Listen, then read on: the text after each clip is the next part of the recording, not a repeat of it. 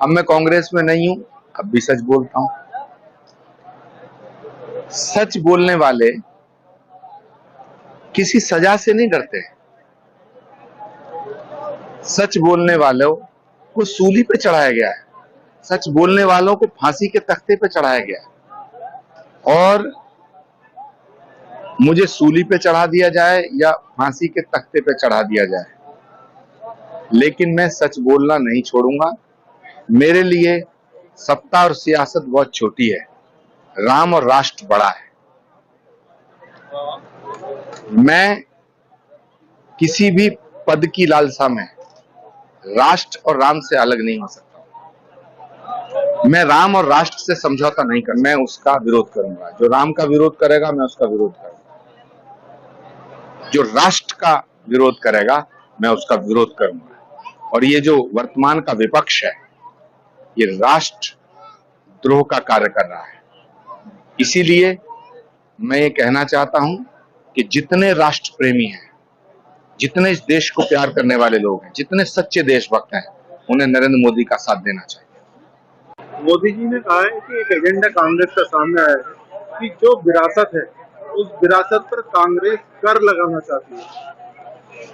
देखिए, सिर्फ कांग्रेस नहीं, जितने भी विपक्षी नेताओं का एक ग्रुप बन गया, एक गैंग बन गया है। अब इसमें वो कर्पूरी ठाकुर जी, जयप्रकाश नारायण जी, राम मनोहर लोहिया जी, चौधरी चरण सिंह जी, जो विरोधी नेता हुआ करते थे, अटल बिहारी वाजपेयी जी, एक दूसरे का सम्मान किया करते थे, वो सब नहीं रह गए।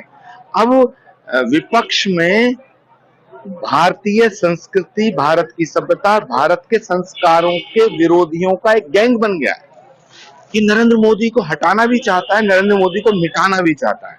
लेकिन नरेंद्र मोदी को मिटाना क्यों चाहता है, ये बड़ा सवाल है। नरेंद्र मोदी को इसलिए मिटाना चाहता है क्योंकि नरेंद्र मोदी सनातन के ध्वजवाहक के रूप में, नरेंद्र मोदी भारत की संस्कृति के ध्वजवाहक के रूप में, नरेंद्र मोदी भारत की सभ्यता के संरक्षक के रूप में पूरी दुनिया में उभर करके सामने आए हैं।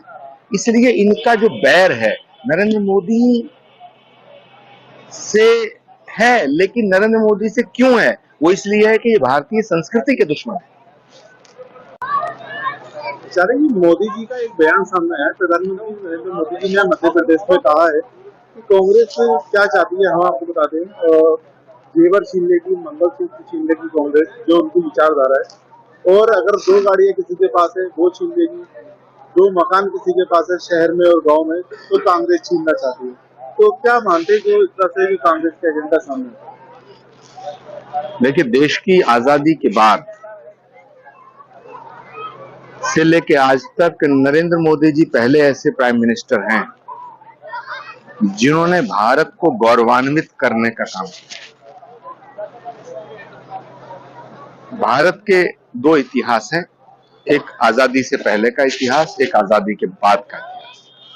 तो जो आजादी के बाद का इतिहास जब लिखा जाएगा तो उसमें दो तरह का इतिहास लिखा जाएगा, एक 2014 से पहले का इतिहास, एक 2014 के बाद का इतिहास। 2014 के बाद का जो इतिहास है वो भारत के गौरव को बढ़ाने वाला इतिहास है। जो विपक्ष है वो इस भारत के गौरव के इतिहास को धूमिल करना चाहता है। वो भारत को गुलामी के पीरियड में ले जाना चाहता है। वो भारत को उस दौर में ले जाना चाहता है जहां हिंदुओं पे जजिया कर लगाया जाता है। तो नरेंद्र मोदी जो बोल रहे हैं वो बिल्कुल ठीक बोल रहे हैं। और ये बाकी जितने नेता हैं जिनको मैं कहूंगा कि ये सो कॉल्ड सेकुलर लीडर जितने भी हैं, ये नरेंद्र मोदी से इतनी नफरत करते हैं कि नरेंद्र मोदी से नफरत करते करते अब ये भारत के गौरव और भारत के इतिहास और भारत की संस्कृति से नफरत करने लगे।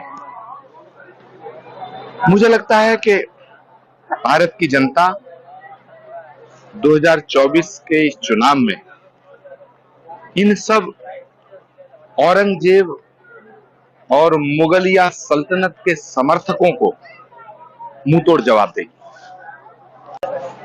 जी। समाजवादी पार्टी के राष्ट्रीय अध्यक्ष है ना, जो बिस्रा की रिपोर्ट आई है अंसारी की, उसमें कहीं ना कहीं बीजेपी का एजेंडा सामने आता है। जितने भी संस्थान है वो सारे बीजेपी के लिए काम करते हैं, इसलिए हर चीज में शक होता है। तो क्या मानते हैं, जिस तरह से पत्रकार को लेकर ये मामला सामने आता है कि उन्होंने एक आरोप लगा दिया मीडिया पर? देखिए, समाजवादी पार्टी की 2019 में बहन जी की मदद से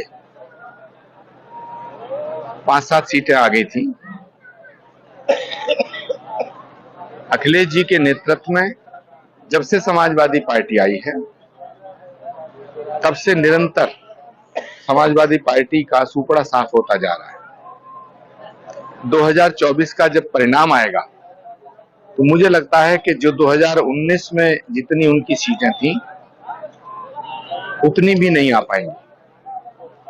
तो इन सब परिणामों से अखिलेश जी को सीखना चाहिए।